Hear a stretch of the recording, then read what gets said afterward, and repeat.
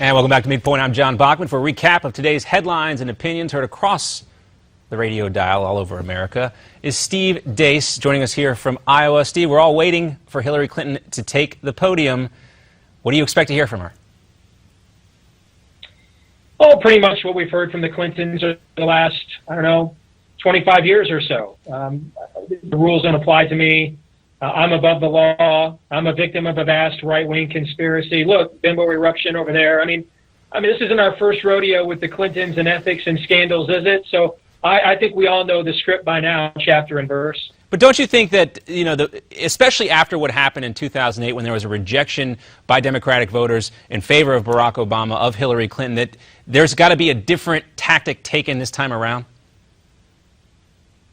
You would think, but one thing I've learned, brother, you never underestimate the shamelessness of the Clintons. I mean, you're talking about people whose initial foray into this presidential campaign was ready for Hillary, or it's her time. Like, that is the ultimate and sanctimonious presumptiveness. I mean, listen, if you're trying to figure out when the Clintons might show an ounce of remorse, these are the people that, as they're being impeached, look into a camera as Bill Clinton did and said, "It's nobody's business but ours." Or it depends on what your definition of is to a federal grand jury. Or in Hillary's case, looks at a congressional panel when asked about 4 dead Americans and their deaths being blamed on some fifth-rate movie nobody saw. What difference does it make? I mean, these are not necessarily people that are really known for showing remorse or humility.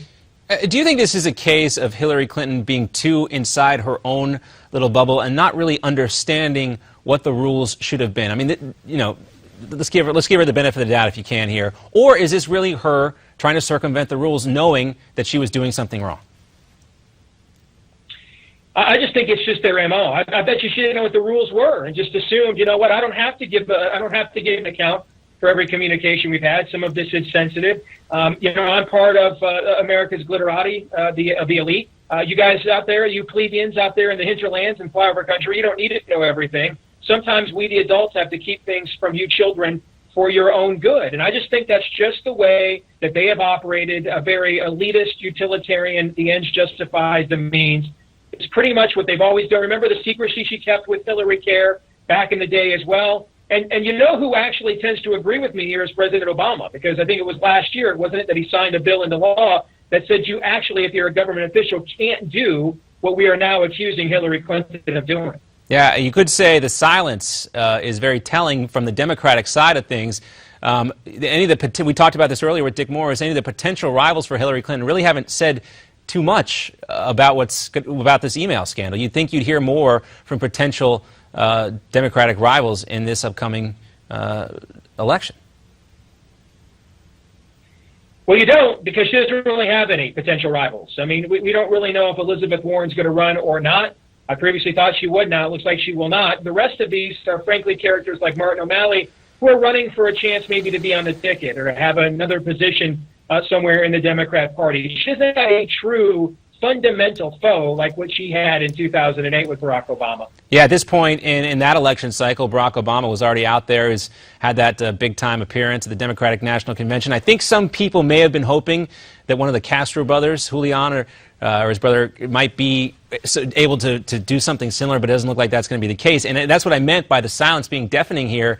There obviously isn't any kind of succession plan in place should Hillary Clinton not be the nominee. Well, it's funny. On the right, we're very disappointed at having a third King Bush come forward to lead us, but we have a pretty long bench of potential options. The Democrats, they really don't.